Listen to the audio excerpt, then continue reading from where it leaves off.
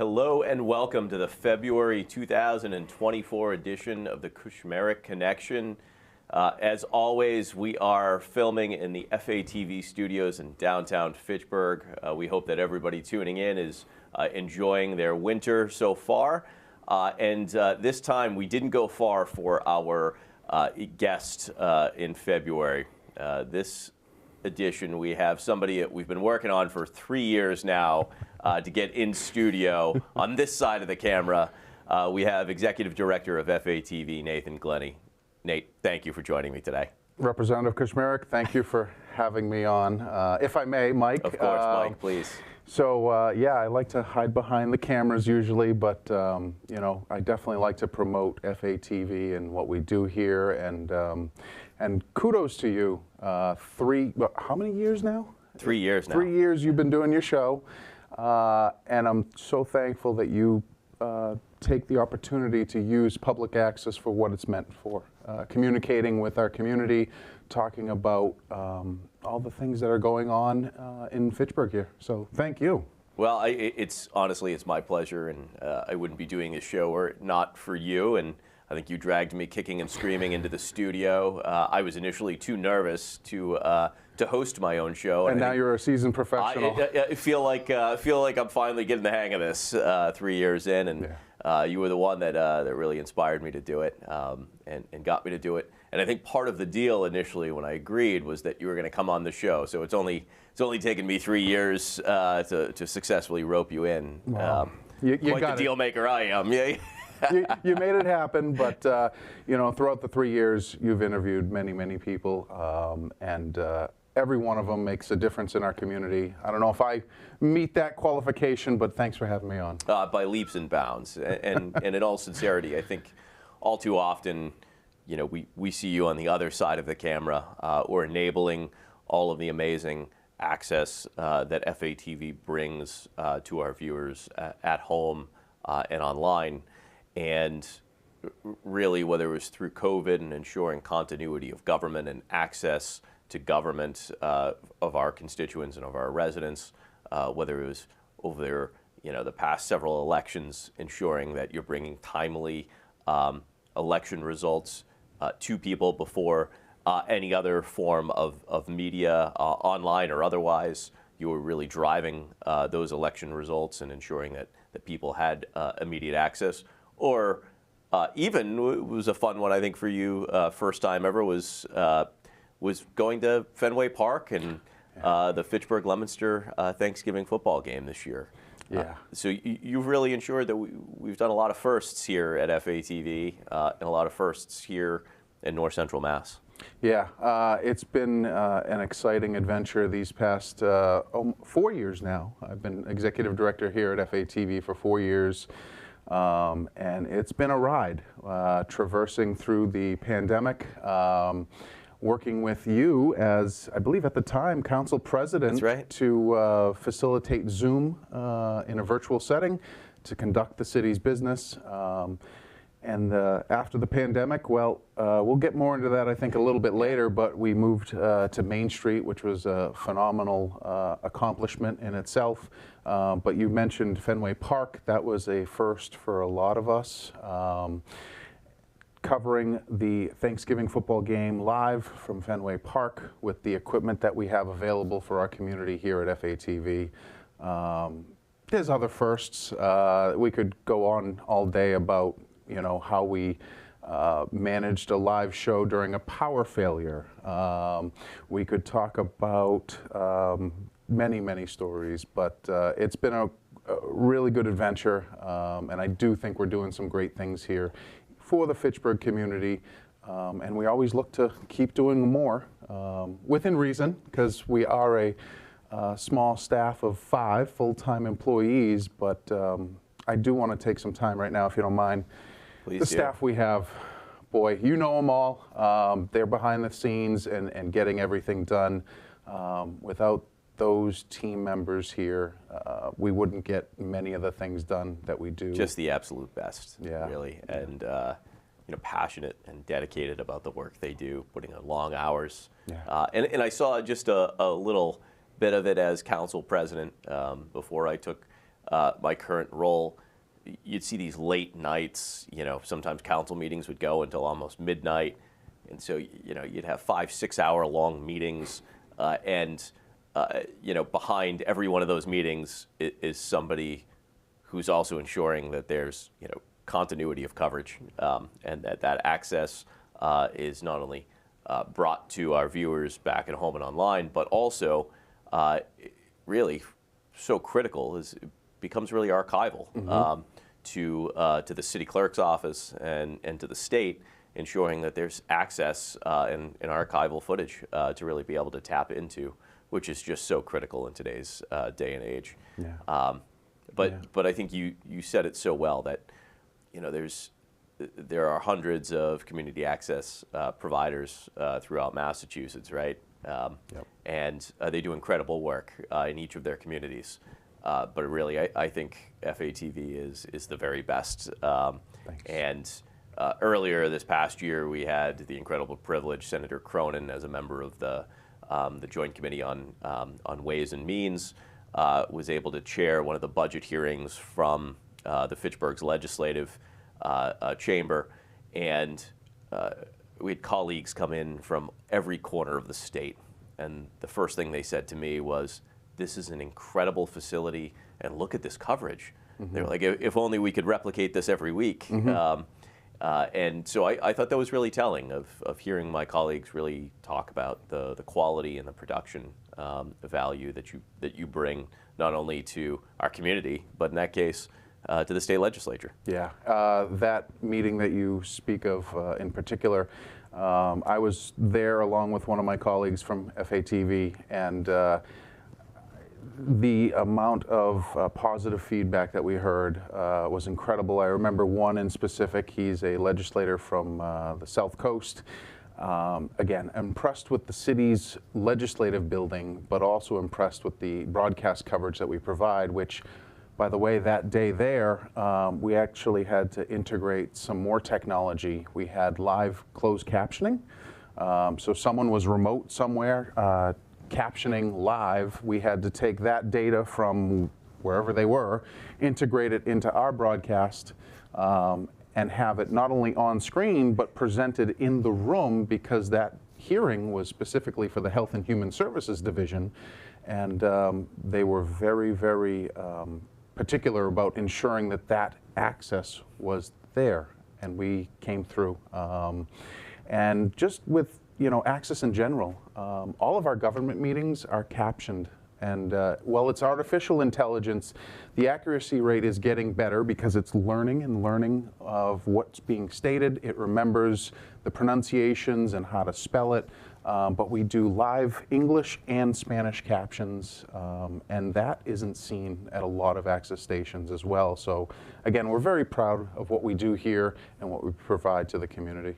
Well, I commend you for the work that you do, and if we could, I'd like to maybe roll back even further. I think you talked about the new experience of filming at Fenway, and while that may be new to FATV, it's not particularly new to you. Behind so many of the sporting events in New England that people tune into from home, not just here in Fitchburg, but across New England, whether it's any of the Big Four sporting teams or really even going further. You said from Bangor to New Haven.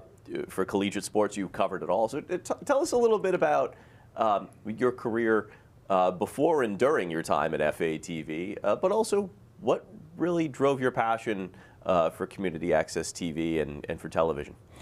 Yes. So outside of FATV, and like you said, before FATV, I started some professional work in the broadcast television market, specifically sports. And that's been quite an experience as well. It all started, though, here at Fitchburg Access Television. When I was in 5th grade, I was Student of the Month, who would have thought, and was interviewed by then Superintendent Dr. Philip Fallon. And during that show, seated in a chair like this, I saw all these cameras, and it intrigued me. So I inquired more and became a volunteer in middle school at that time, and learned all the different traits, all the different technology that was used at that time. It was quite different back then. There really wasn't MP4 digital files. It was tapes, VHS cassette tapes back then. I don't want to date myself. But I remember VHS, yeah, all too well. Yeah, so again, learned everything, and then after high school, went on to Mount Wachusett Community College, but also met some people in the field, in the industry, and started out as the runner, as they call it, the coffee guy, and the photocopy maker, driving commentators to and from the hotels to a sporting venue, and then got my opportunity actually to do camera at University of New Hampshire. It was a football game. I remember it vividly. I was up on a scissor lift. First experience, it was like, okay, here we go. But because of the experience I got here at FATV, I was ready for that opportunity, impressed the right people, and well, it's been quite a ride since. As you said, covering a lot of live sports, and some of the highlights, the 2013 Stanley Cup loss to the Chicago Blackhawks for NHL. I've been to the World Series at Fenway Park. I do the Boston Marathon. Most recently, I ride on the backside of a motorcycle. That cannot be easy. It works the core muscles, no doubt about it. When you're reaching down with a 30-pound camera, you feel a workout. 2 hours in, you no longer feel your hands. Yeah, because you're on the whole time. Yeah. The runners or the wheelchairs don't stop during the race, so you're working for 2.5 hours. But it's been a great experience professionally. But I think the good thing about that experience is that I bring it back here to FATV. And through that, I can teach some of our staff members, but also teach young and upcoming aspiring broadcast technicians on some of the professional ins and outs. And that actually happens. We host a multi-camera camera course from Fitchburg State in the fall semester, anywhere from 10 to 15 students. And they are learning from the best team around. That's right. FATV offers a lot of great things. And so FATV gave you your start and taught you, the introductions to this field, and now you're doing it at both Fitchburg High and with Fitchburg State. Too, yes. Yep. Just this past weekend, throughout the winter sports season, we've been covering college and high school hockey over at the Wallace Civic Center. A multi-camera production, and if you've ever seen the coverage, it doesn't look like your local access coverage. We put out a nice, compelling product, and at the end of the day, we're all proud of it. We really are. Now, speaking of pride, you made the decision fairly early on in your time as executive director to relocate FATV studios, and you had been looking for some time for the right location, and you made a decision to move right downtown, now on Boulder Drive, right at the intersection with Main Street. Can you talk a little bit about what went into that decision and why you made it? Yeah, well, it's been a long time coming. Our board of directors over the years have, put us in a financially sound position to be able to make this move. And in May of 2022, I received a phone call from Rollstone Bank and Trust, and they said, hey, we have a location, would you like to take a walkthrough? I said, of course. Now, backtrack a little bit. Since coming on as executive director, I've taken some tours with city officials looking at various locations on Main Street, but we needed some unique characteristics to be able to build a television studio there. Well, thankfully, this place had it. It had the high ceiling clearance for our studio lights. It had just the right amount of space, but the location was key. We wanted to get to Main Street, and that was important for our strategic vision in the future. We want to be more and more a part of our community, and well, we're right beside City Hall, we're right downtown near everything, and it's an exciting location. When we opened it, actually just about a year ago, actually it's over a year now, but everybody that has come through is so impressed with the location. Our staff, specifically, I want to call him out, Travis Falk, designed the layout. He knew how much space we wanted for each different area. There's just so many positive things that this new location brought us. Being over a year now, it's truly remarkable, but so fulfilling that we got that job done. Well, it's incredible. It's really become, part of the pride of Fitchburg, and you're right in the middle of all the action and all of the development in downtown Fitchburg, and it's been great this past year to just be able to walk over from my district office at City Hall directly here. Commute time is about 45 seconds. Yeah. So, easy access to government too, which is just absolutely incredible. I think anytime there's an event in Fitchburg, or often in North Central, what you'll often find there, beyond just some of the same community members, is an FATV camera, and usually a crew. Can you usually talk a little bit about your visions of incorporating FATV not only into the community, but ensuring that you're bringing that coverage of what's happening in our community to viewers back at home? Sure. That's a vital part of what we do. We want to inform, we want to entertain, and we want to educate our viewing public in Fitchburg. Well, this show might go to Lunenburg, and there are some other shows that we produce that is shared with other North Central Mass local access stations. What we do here in Fitchburg is so vital. From maybe, I hope you're not sharing the Cronin's Corner. There's an avid rivalry between the Kushmerek Connection and Cronin's Corner. And, I can't have you sharing that. We'll have beyond. to check the viewer analytics to see who's got the greater click-through rate, but yeah, I'm going to need some validation. Your territory is much smaller. I don't know about the popularity between you two, but you can talk with him afterwards and have that battle. Well, we're doing polling. All right, yeah. Let's do it. But the value of local access, whether it's one of 18 meetings that happen over at Fitchburg's legislative building, like you said, there's somebody behind the scenes ensuring that is recorded and it is done accurately, it can sound good, and for the archival process, that's so valuable. People want to see government transparency. I'm sure you know quite well about that. And Nate, you were actually a part of that as we were going through the building process, and I was on the City Hall building committee.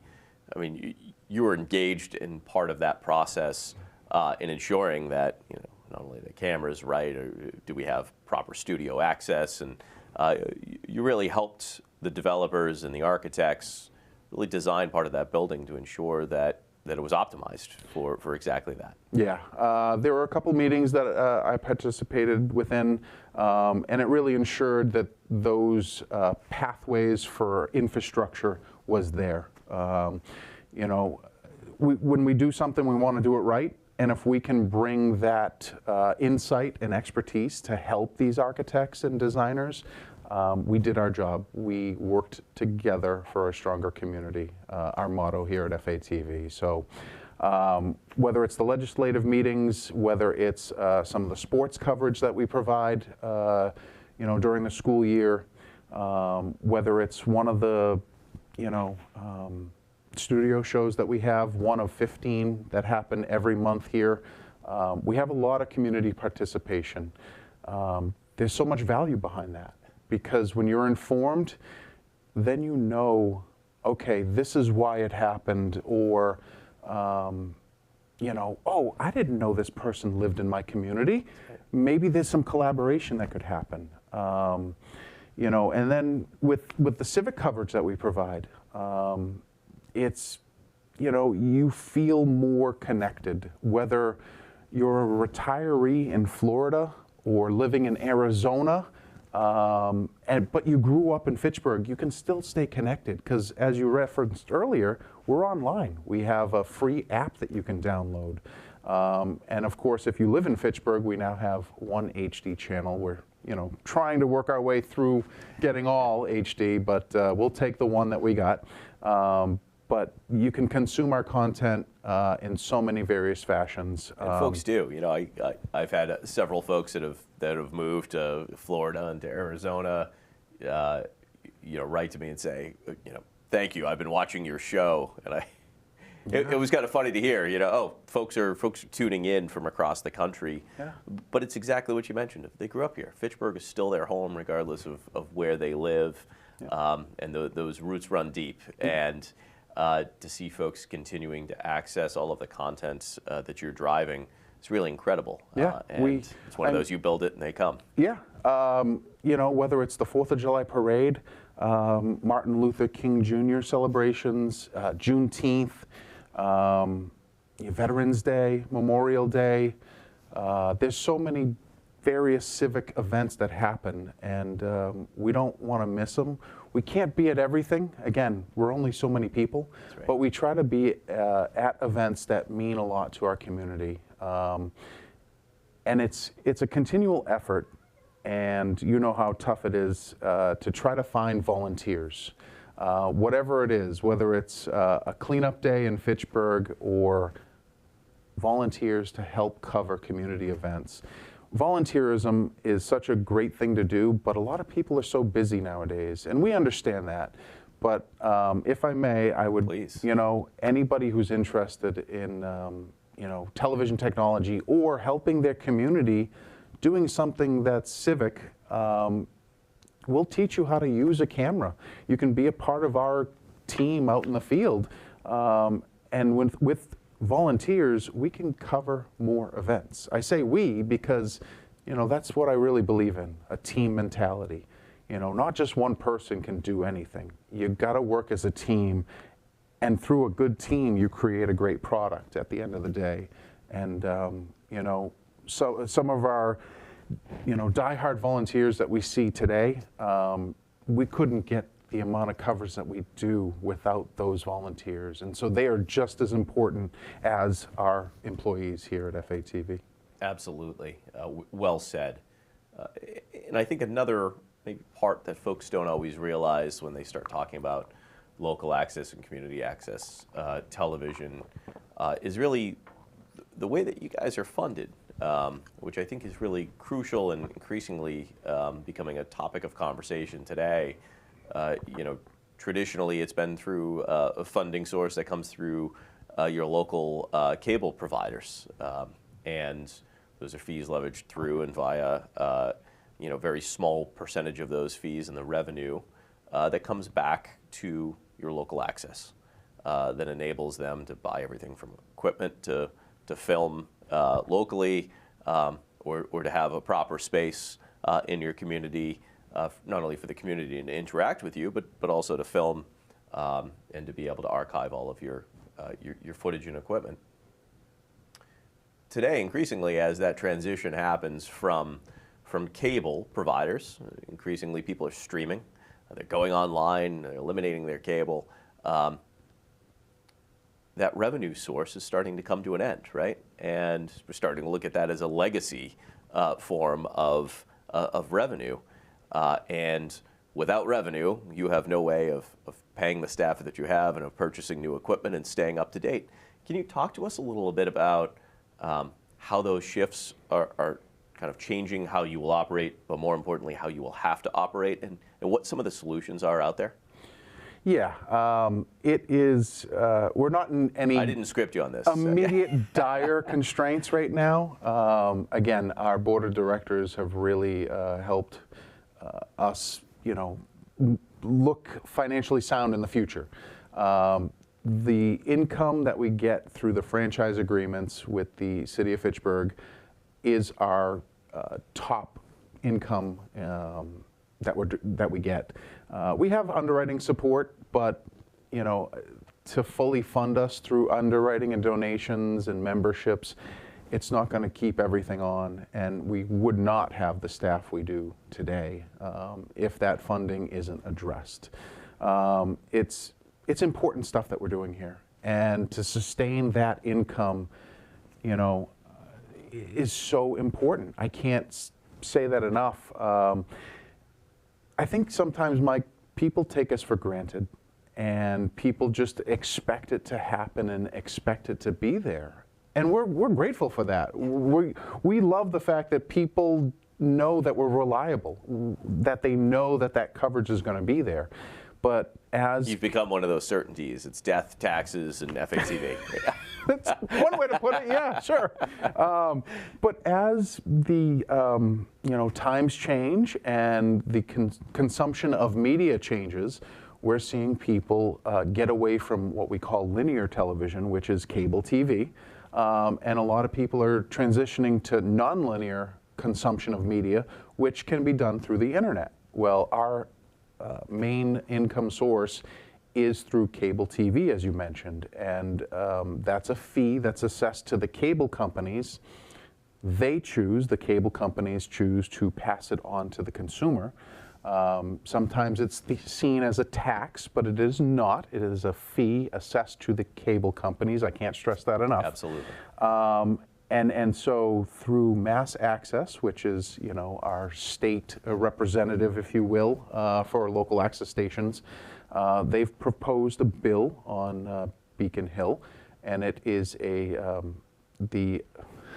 I can't remember the exact title of the legislation, but it's to modernize the community funding source, and that would bring 5% fee to streaming companies, and that would then help sustain the income to local access. I would ask that anybody, if you feel that our work is important and valuable to a community, please reach out to your local representative, Absolutely. Local senator. They are in full support of this bill.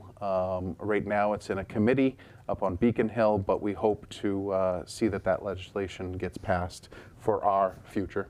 Absolutely, and as you mentioned, I'm in full support of this legislation. However, just because I'm already supporting it and I'm a co-sponsor of the legislation, and I talk to the committee chair about this bill far too often, it's always helpful for me to not only know that it has the community's support, but to also hear the stories of how community access TV and more specifically FATV have touched their lives. Because I know it's done incredible work for me and my office to be able to bring our message and our work and our community partners to them each and every day. But I know that it's also, at its heart, it's keeping people informed, it's keeping them engaged, it's giving them access to their government, and it's ensuring accountability of their government as well. And so the work that you do day in and day out, not just you, but your entire staff, and at community access TV stations across Massachusetts and New England, you're doing just such critical work in our communities. We can't thank you enough. So I consider it an honor each and every day to be a part of the FATV family and to be able to have my show on FATV. So I want to thank you for the work that you do. And thank you for being my guest in February for the Kushmerek Connection. So let's clock it here. We'll have you back on in another 3 years. Sounds good. And looking forward to spring at this point.